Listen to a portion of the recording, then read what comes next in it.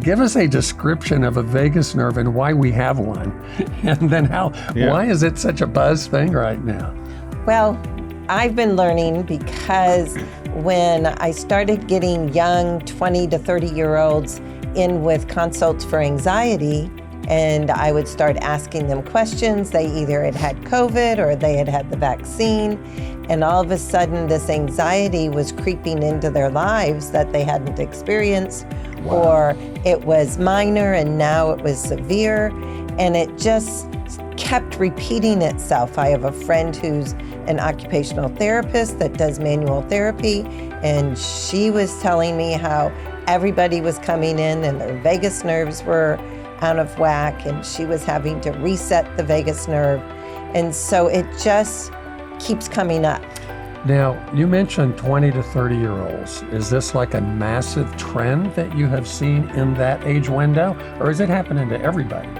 Well, there's older patients also, but I really hadn't been exposed to as many younger girls that were, just going through college and first jobs and stuff. They weren't my patient clientele. Gotcha. And all of a sudden, one of my referral sources started sending me referral notes, 20-year-old anxiety, and it just kept repeating itself. That's when it started. And then started trending for you, and now you went down the rabbit hole, right? It started, and then listening to summits, and they start talking about the POTS and the EDS and the mast cell activations, and somebody always interplays that with the vagus nerve.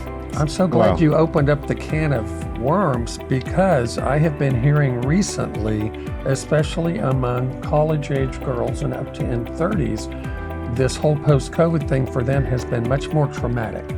It was even probably mid-2020 or late 2020, they started talking about the number of college students that would be dropping out. They did a study and found how many were going to go on disability, and they weren't going to be able to finish college because of their long haulers post-COVID. Wow. And to me, that was just dramatic, that these young, supposedly healthy people were all of a sudden disabled and were going to stay disabled if we didn't do something about it.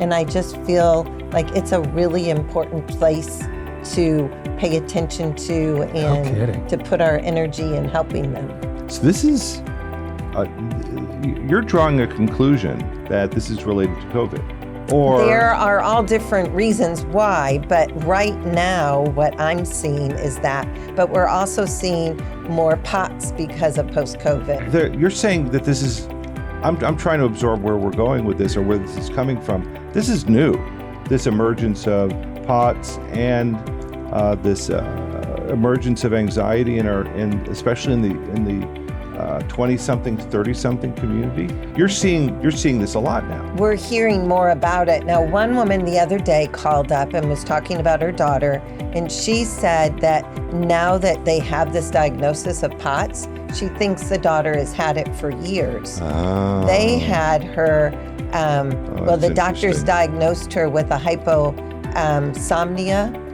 where she was just falling asleep.